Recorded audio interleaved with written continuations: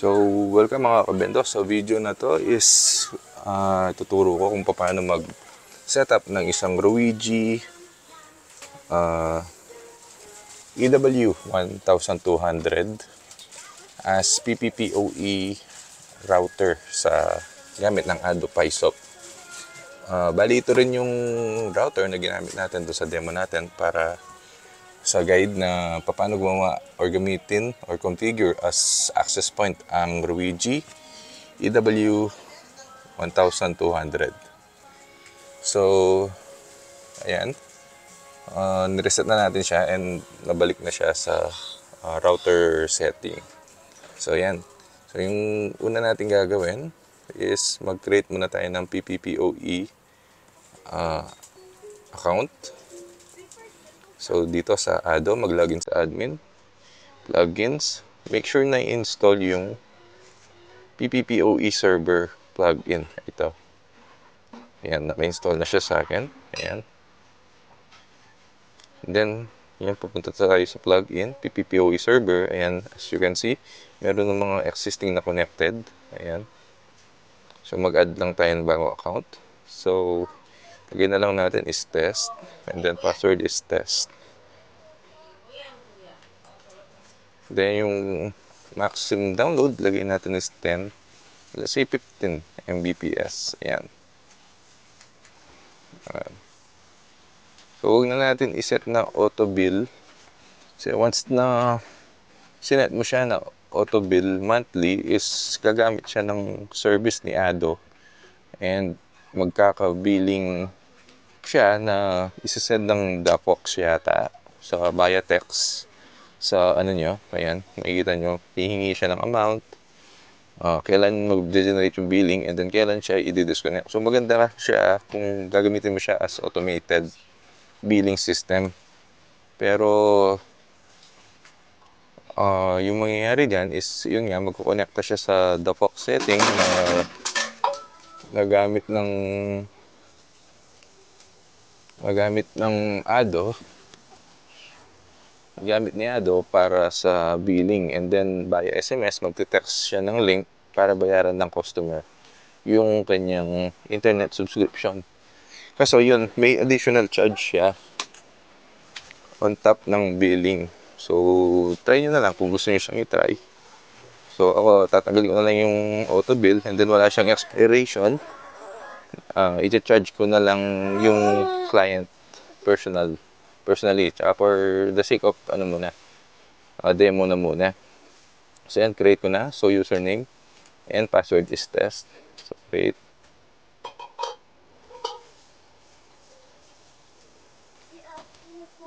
So yan, na-create na siya. Now, magkoconnect tayo sa ayan, Ryoigi. Yan, na-reset siya.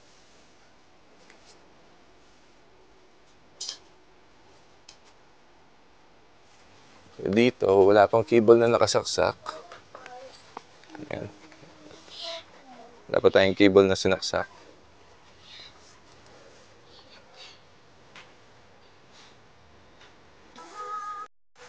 Ayan, mag-connect tayo. Connected na. And then yung default niyan is, yan, yung IP niya is 192.168.110.1.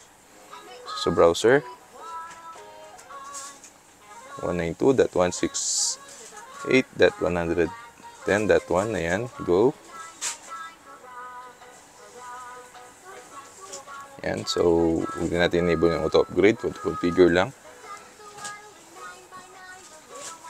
So yan, mag-proceed lang tayo, perform configuration without a cable. So dahil di tayo connect, wala pang nakasaksak sa ating access point, is wala pa siyang kukunin na settings. Pero dito sa internet, gawin nyo siyang PPPoE. Ayan, i-input lang yung username and password na sinet natin, which is test. And then test. Ayan. Service name, pwedeng lagyan, pero pwede naman hindi. So, huwag na lang natin. I-next lang. So, ayan. The one port is not plugged in with the cable. So, okay lang natin. Ayan. Dito naman is isi-set up natin yung SSID. So usually kapag PPPoE is personal router yan sa bahay-bahay. So sarili nila yung access point. So let's say yan. Yan, ganyan yung pangalan. Then may sarili silang password. Pero kung ayaw nyo lagyan ng password, pwede man i-disable nyo lang yan. Pero usually yun nga is nilalagyan nila ng password. So 1, 2, 3, 4, 5, 6, 7, 8, 9. So kung i-offer nyo service nito, pwede nyo siyang bigyan ng maximum na ilang Mbps and then kahit ilang users na i-connecta niya. So bahala na sila kung ilan yung papakonektahan nila sa kanilang router. Pero yung maximum speed lang ng kanilang plan is 15 Mbps or kung ilan yung sinet nyo. So maghahati-hati na lang sila nun. Unlike kung access point siya, yung setup ng vendor, yun yung gagana para sa nakakonekta sa access point na yun. So yun yung difference ng PPPoE tsaka ng access point ng vendor. So dito, lagyan lang natin yung management password. So lagyan mo na lang ng 1, 2, 3, 4, 5, 6, 7, 8, 9. So yun, at least 3 characters. So medyo maselan siya. Yun lang.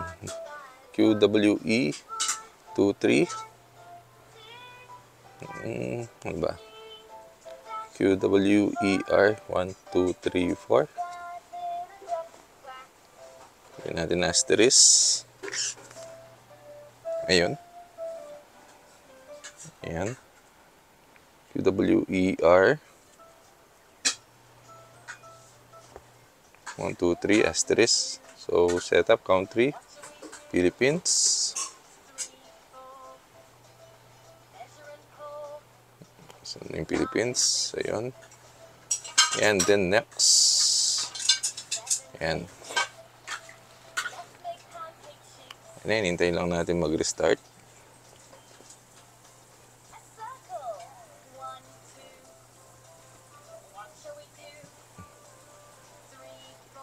Ayan, starting pa.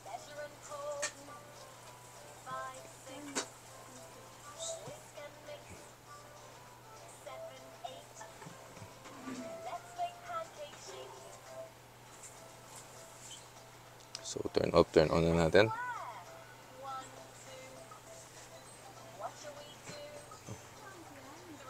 Ayun. Alonso family. And then 1, 2, 3, 4, 5, 6, 7, 8, 9. Connect. So, connected tayo pero no internet access. Then, kung i-setting natin yan, pwede natin balikan ulit doon sa ayan, yung management niya na 192.168.110.1. So, refresh natin. Ayan, so dito is naghihintay pa siya ng PPPoE.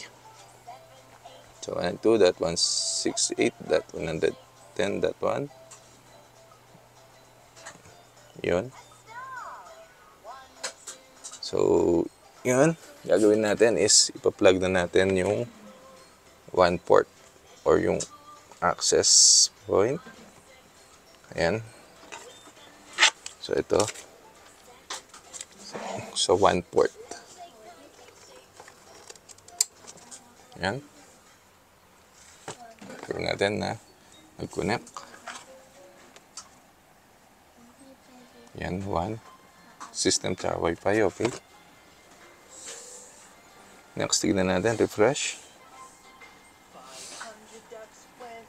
Malamang is mawawalan na siya ng hindi na yan yung magiging yung management IP dahil kukuha siya sa vendor natin. Then yan, tingnan natin. Kukunin niya yung 192 or natin i-turn off, turn on natin. Kasi iba yung IP ng mga PPPoE. So tingnan natin ulit dito. Ayan, as you can see 172.32.50 yung IP nila. So 50.8 yung sa sinetap natin and then disconnected siya. Let's refresh. Tingnan natin, ayun, connected na yung status niya.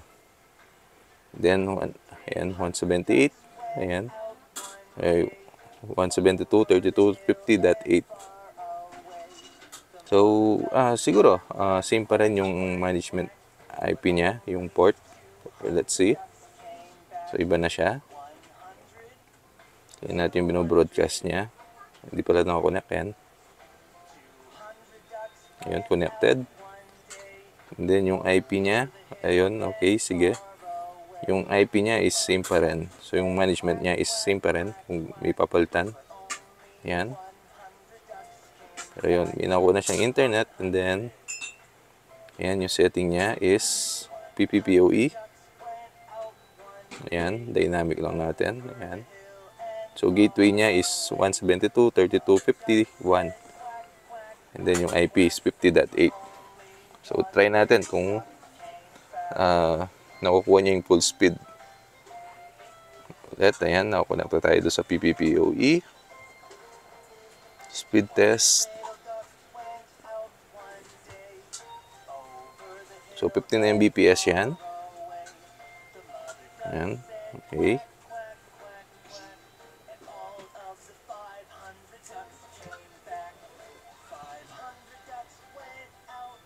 Yan. So, nag-burst lang siya kanina, kaya lumagpas. Pero yun, ililimit niya ng 15 Mbps.